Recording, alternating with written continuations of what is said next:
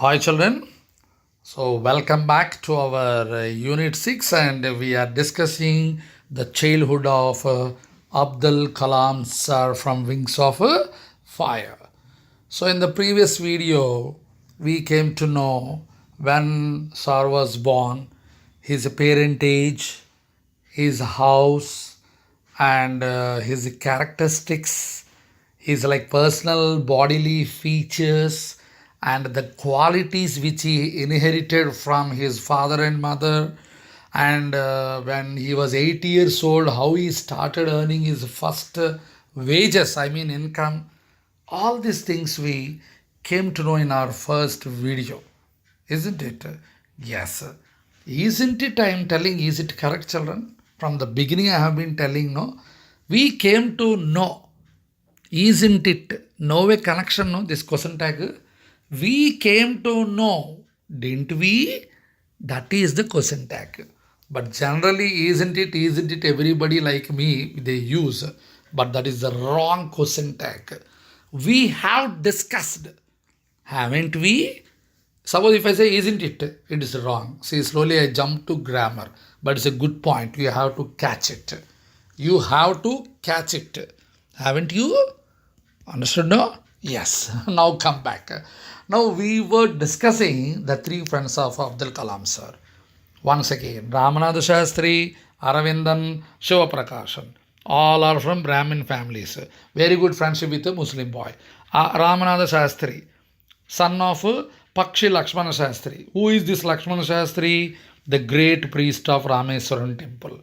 Aravindan, he is also one Shiva Prakashan. Then what happened? They studied. Okay. Now how they settled, in their life?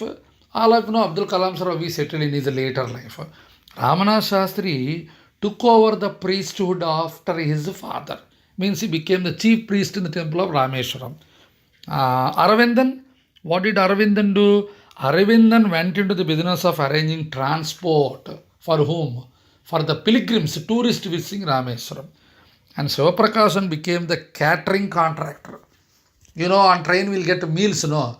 So he became catering contractor in the Southern Railways. Southern Railways, you see from the Chennai, all that side is called Southern Railways. And so he told about all these three people. That's good. Then next he shifted to Sitarama Kalyanam in Rameswaram. See, there is one Tirtha, a pond in Rameswaram. Even today you can go and see. And that is called Ramatirtha. And it is in the center, like in the middle of the pond, there is a platform. Now there is a cemented platform. But earlier, this Muslim boatsmen, they used to take their boats and put the boats, they used to arrange one platform on which Sitarama idols are placed and the Kalyanam used to take place. Kalyanam used to take place those days. But how the people go into the center? Muslim boatsmen used to take the Hindu priests and Hindu children, that's it. Hindu women. What an integrity, you see. See, what an integrity. And one among the boatsmen, who? Kalam sir's father.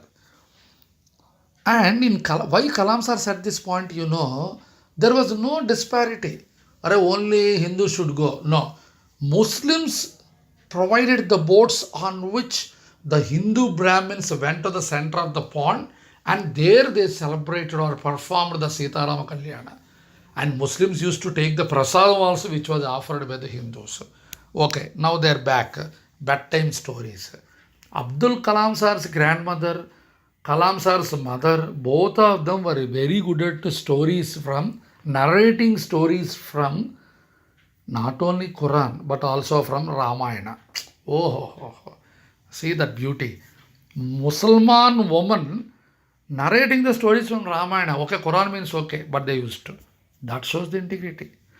And when the things are going on like this, one great incident in the life of Kalam sir, one new teacher came. That time Kalam sir was in the 5th standard. And where he used to sit? Rameswara Elementary School beside Ramanatha Shastri, the son of the chief priest. Both were good friends, no? Those days no uniform. So they were sitting. The teacher who came was a Brahmin. When he saw a Muslim boy sitting beside this Hindu Brahmin boy, he could not tolerate it. And immediately he shouted at Abdul Kalam and asked him to go back and sit. When Kalam Kalam sir, he couldn't do anything. Naturally, when the teacher said something, what he could do, he went back. Ramana Sastri started crying. He started weeping and he went home and he complained to his father. Those days, the priests used to have a very great respect in society. Immediately, the teacher was called. Now, the priest gave such a dose for him. Oh, Paksha Lakshmana Sastri gar. He gave him. Are you teacher? Huh? How dare you can instill intolerance among our children? And do you know Rameswaram? This is known for integrity. This is known for unity. So you have come here to create poison among the hearts of the children.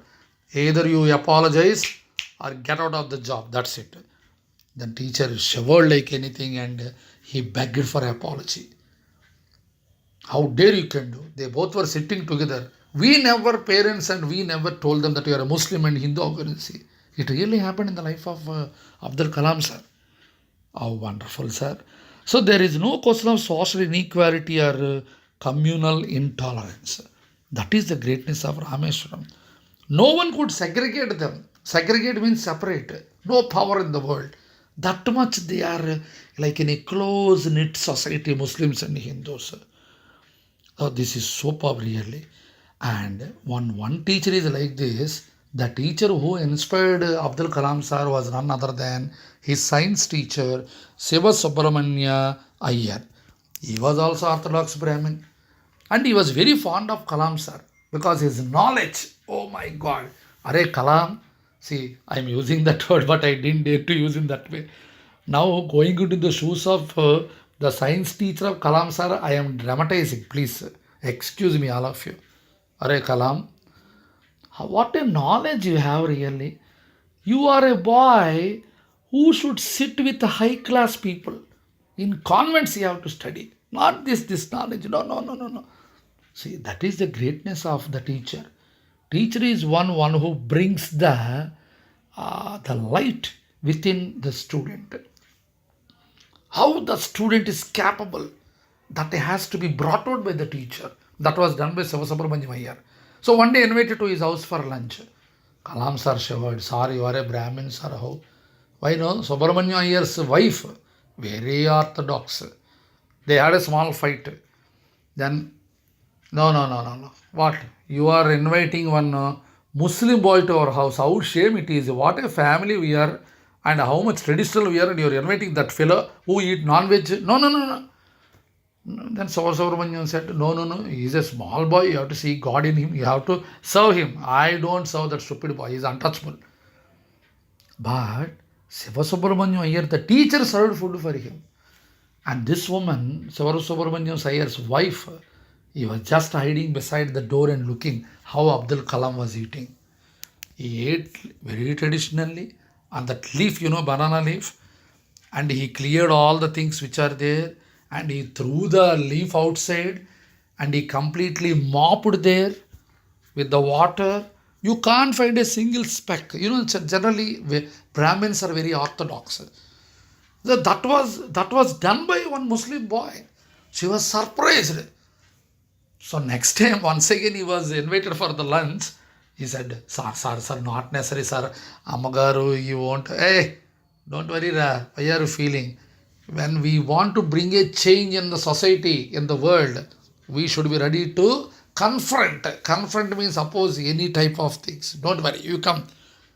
But this time what happened, When he went, Siva Subramanyam's Iyer's wife herself served Abdul Kalam sir. So he was spellbound. Oh my God. Why no? Last time she saw how wonderfully he was eating. She thought that probably this fellow didn't know anything. Generally we say in Telugu, no, Madi, Tadi, Acharam, in Brahmin families, it used to be once upon a time. Of course, today also some are doing, not everybody. So, but they are very strict in that. She thought probably Abdul Kalam might not know all these things. But he really truly behaved because he knew how to behave in a Brahmin's family, how to behave in a Musliman's family. So she was spellbound and he too was surprised.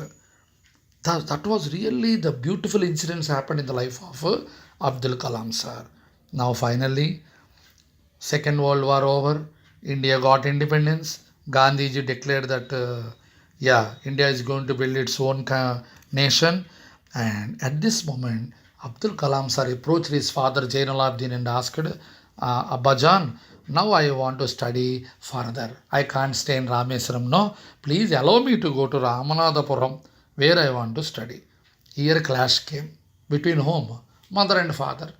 Mother generally they can't leave children. No. Then how beautifully Jainulabdin means father of Abdul Kalam sir said, Ashiyamma, Ashiyamma, why you are feeling like that? Huh? Our Abul wanted to be like a seagull. Seagull is a bird which flies across the sun. Naturally, no bird can fly across the sun. Very hot, no. The wings will be fired. But seagull is not like that. It doesn't have its own nest. It flies across the sun. Our Abul wants to be like that. Come on, Abul, go, man. No problem. Wherever you want to go, come on, go. But you are objecting.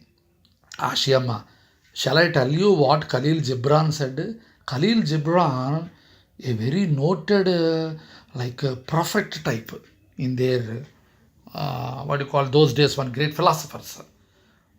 He's like our Rabindranath Tagore, you can say, think like that. So he quoted what Khalil Gibran said.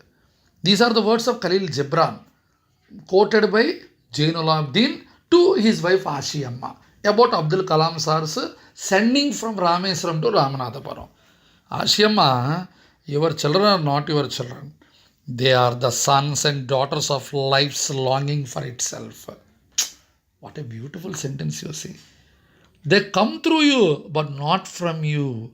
You may give them your love, but not your thoughts. For they have their own thoughts. Ashiyamma, we think that, or you think that children came from you. Correct? Children are yours. They come from you, not they are yours. Try to understand. They come through you, not from you. Proposition, small confusion is there, you see. Through you, from you. She is not God, no. God has sent the children through her. She is one instrument. So, children came through you. And one thing, Ashiyamma, you give your love to them, but don't give your thoughts. I will be in Rameswaram only. I will be here only. No. So, I always tell you, when you go out from your place where you are born or where you are studying, your vision grows. That is what a boatman, being a boatman, Jainulabdin, he told his wife. And they are the sons and daughters of life's longing for itself. Longing. Longing means desire here. So you are all like that only. You came down with a purpose. Suppose if your parents stop you, naturally your purpose is killed. So with our affection, the cover of affection, we should not stop you. That is wrong. That's what Jainulabdin said, being a boatman. So see the honesty. See the wisdom of this great man. Had he not sent our Kalam sir that day, today we wouldn't have discussed Kalam sir in this way. See?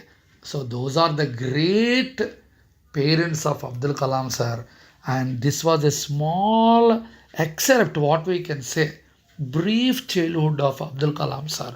To know more about Kalam sir, our great Kalam sir children, please read Wings of Fire whenever you are free. So hope you really enjoyed this. Once again, rewatch the video.